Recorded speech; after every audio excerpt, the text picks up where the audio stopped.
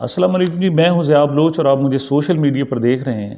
आज दो हवालों से हमने बात करनी। एक, इस्लामाबाद हाई कोर्ट में इमरान खान ने अपनी नाअहली के ख़िलाफ़ एक रिट पिटीशन दायर की हुई है, उस हवाले से हमने बात करनी है, जिसके बारे में कहा जा रहा है कि इस्लामाबाद हाई कोर्ट ने इब्तदाई तौर पर इमरान खान साहब को रिलीफ़ दे दिया है।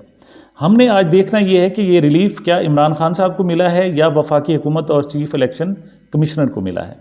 और दूसरा, मिस्टीरियस लॉन्ग मार्च, क्योंकि लॉन्ग मार्च को शुरू किए हुए 4 दिन हो चुके हैं और 5वां दिन शुरू होने वाला है, लेकिन ये इंतहाई पुरअसरार होता जा रहा है और फासला क्यों तय नहीं हो रहा। आखिर क्या वजह है कि ये ज़्यादा लॉन्ग होता जा रहा है, ज़्यादा तवील होता जा रहा है। तो सबसे पहले शुरू करते हैं जनाब इस्लामाबाद हाई कोर्ट के हवाले से।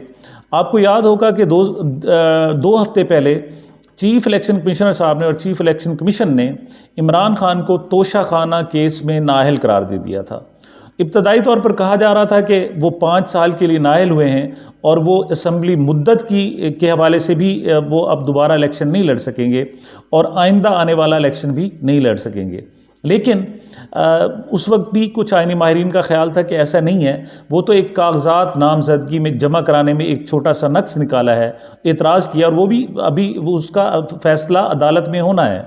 तो जब कागजात नामजदगी में छोटा सा नक्स हो तो उसको 5 साल के लिए नाअहल करार नहीं दिया जा सकता। तो ये केस गया, इमरान खान साहब ले गए अपनी नाअहली के ख़िलाफ़ इस्लामाबाद हाई कोर्ट में, और इस्लामाबाद हाई कोर्ट से उन्होंने इस्तदा की कि फौरी तौर पर स्टे आर्डर दिया जाए।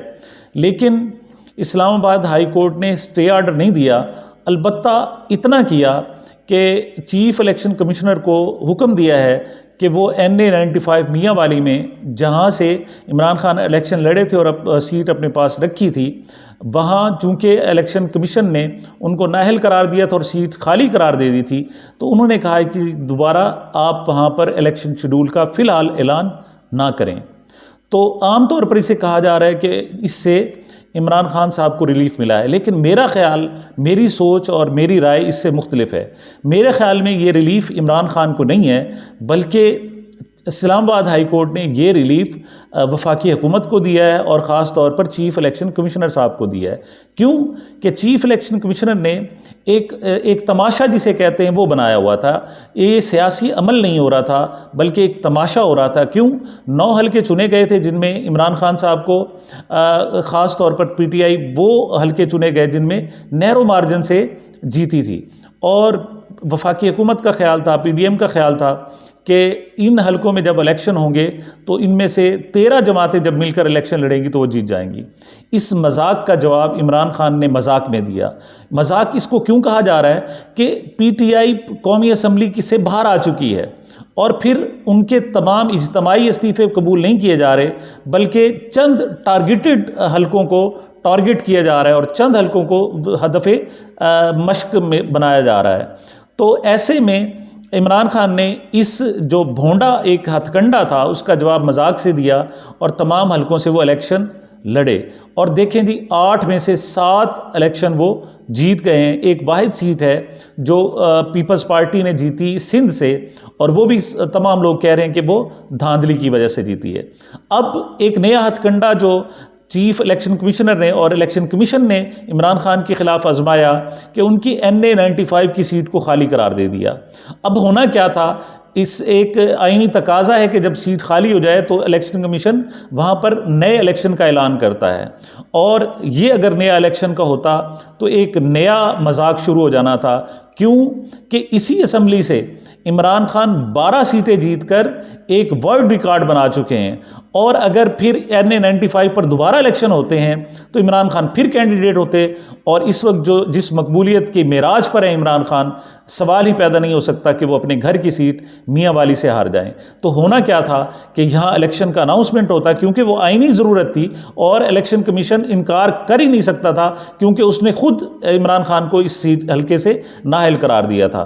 तो अब जब दोबारा यहाँ पर इलेक्शन कराए जाते तो इमरान खान ने ही दोबारा इलेक्शन लड़ना था और फिर इलेक्शन जीत कर आ जाना था, और जब इलेक्शन जीत कर आते तो चूंकि वो असम्बली जा नहीं रहे, उन्होंने फिर उनमें से एक आध सीटें रखनी थी, क्योंकि इस वक्त वो 7 सीटों के साथ हैं और फिर ये 8वीं सीट उनके पास हो जाती। तो फिर उनमें से 7 सीटें खाली करनी पड़ती, फिर दोबारा इलेक्शन होता। तो यानी ये एक अजीब सा एक तरफा तमाशा सा बना हुआ था। और इस तमाशे से और इस ज़िल्लत से मैं समझता हूँ कि इस्लामाबाद हाई कोर्ट ने ना सिर्फ चीफ इलेक्शन कमिश्नर को बल्कि वफाकी हुकूमत को भी निकाला है। मेरे ख्याल में ये रिलीफ चीफ इलेक्शन कमिश्नर के लिए है, ना कि वफाकी हुकूमत के लिए। अब कम से कम फेस सेविंग मिल गई चीफ इलेक्शन कमीशन को, और यहाँ दोबारा इलेक्शन का कम से कम तमाशा नहीं होगा। आपको याद होगा कि इसी इस्लामाबाद हाई कोर्ट में जब इन इलेक्शन से पहले बाई इलेक्शन 2022 से पहले एक पिटीशन गई थी, और इसी इस्लामाबाद हाई कोर्ट ने कहा था जी कि सियासी अमल में इलेक्शन को हम सवाल ही पैदा नहीं हो सकता कि हम रोक सकें, हम इसको किसी सूरत नहीं रोकेंगे। लेकिन ये सारी सूरत हाल एक तमाशे की कैफियत बन गई, मजाक की बन गई। तो अब इस्लामाबाद हाई कोर्ट को कम से कम उसको रोकना पड़ा है, और मैं समझता हूँ कि ये इंतहाई दानिशमंदाना फ़ैसला है। तो अगली बात करते हैं जनाब चीफ इमरान खान साहब के लॉन्ग मार्च की। इमरान खान साहब ने 4 दिनों में 80 किलोमीटर का फासला तय किया है, और अभी वो गोजरावाला शहर के बिल्कुल इब्तदाई हिस्से में पहुँचे हैं, और कल यानी मंगल के दिन वो पूरे गुजरांवाला में से गुजरेंगे। और पहले जो वो कम से कम 20-20 किलोमीटर का या 18 या 17 किलोमीटर का एक दिन में फासला तय करके आ रहे थे, कल उम्मीद है कि ज़्यादा से ज़्यादा 5, 7 या 8 किलोमीटर का फासला ही तय हो सकेगा, क्योंकि उन्होंने शहर में से गुजरना है। तो एक सवाल ये पैदा होता है कि आखिर क्या हुआ, इमरान खान कौन सी चाल खेल रहे हैं, वो कर क्या रहे हैं, उनके जहन में क्या है, क्योंकि ये अपनी नौयत का एक अलग सा लॉन्ग मार्च है। पहले जो लॉन्ग मार्च होते थे उसमें क्या होता था कि शुरू में ही तमाम मुल्क को इकट्ठा कर लिया जाता और एक ताकत इकट्ठी कर ली जाती थी। फिर वो लोग जो होते थे वो मुंतज़मीन पर बोझ बन जाते थे, उनके लिए खाने का इंतज़ाम किया जाता था, उनके लिए रहने का इंतज़ाम किया जाता था, और बहुत सारे अखराजात होते थे। लेकिन ये इमरान खान का वाहिद लॉन्ग मार्च हो रहा है जिसमें एक शहर के बल्कि एक इलाके के लोग इकट्ठे होते हैं, वो उन्हें अगले इलाके तक छोड़कर आते हैं और फिर वापस आ जाते हैं, फिर अगले इलाके में हज़ारों लोग इकट्ठे हो जाते हैं वो, और फिर वो उनको 5-7 किलोमीटर और आगे छोड़कर आते हैं। तो शाम को ये जो शो है वो ख़त्म हो जाता है, चंद लोग और मुंतज़मीन रह जाते हैं, या वो चंद लोग हैं जो दूसरे शहरों से आए हुए हैं, वो वहाँ उसके पास इस लॉन्ग मार्च में रह जाते हैं, बाकी लोग अपने घरों में चले जाते हैं, घरों से खाना खाते हैं, घरों में सारे इंतज़ामात हो रहे हैं। और आज 5वां दिन है, और मैं समझता हूँ कि हुकूमत के इमरान खान साहब के और उनके मुंतज़मीन के इस लॉन्ग मार्च पर इतना भी ख़र्चा नहीं हुआ जितना कि वो एक नॉर्मल आम से रूटीन के एक जलसे में खर्च कर देता है।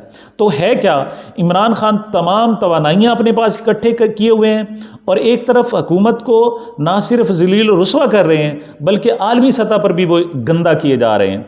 और उनके पास अभी उन्होंने एक कार्ड भी शो नहीं किया है। तमाम लोगों को जो कहा गया है वो कहा गया है कि 3 और 4 नवंबर को वो इस्लामाबाद के लिए पहुँचे और इस्लामाबाद वहाँ जाकर लॉन्ग मार्च को ज्वाइन करें।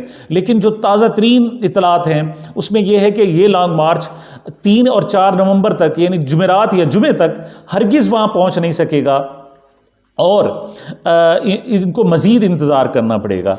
अब ये इंतज़ार क्यों कराया जा रहा है, तो साफ ज़ाहिर है इसमें जो एक एपरेंटली एक बज़ाहिर सी जो चीज़ नज़र आ रही है वो ये नज़र आ रही है कि हुकूमत कुछ गेम्स खेल रही है, और इस नर्व्स की गेम्स का इमरान खान नर्व्स की गेम के साथ ही जवाब दे रहे हैं। अब उनके पास बहुत सारे पत्ते हैं, उनके पास बहुत कुछ है, और दूसरी तरफ हुकूमत को देखा जाए तो वो इस वक्त सांसें उखड़ चुकी हैं उनके वज़ीर रुहासे हो चुके हैं। वो एक के बाद दूसरा उनका प्रेस कॉन्फ्रेंस करने के लिए आता है वज़ीर, लेकिन उनके पास कहने को कुछ नहीं होता, उनके पास बयानिया कुछ नहीं होता। वो सिवाय धाड़ने के, चीखने के, फ़कत रोए नहीं है वज़ीर, बाकी सब कुछ कर लिया है उन्होंने। और अब सिर्फ उनका रोना और आंसू बहाना बाकी है। वो जब फ्रस्ट्रेट होते हैं तो इमरान खान को गालियां देने लग जाते हैं, लेकिन इमरान खान है कि इंजॉय किया जा रहा है। वो 8 घंटे में 12 से 16 या 20 किलोमीटर का फासला तय करता है।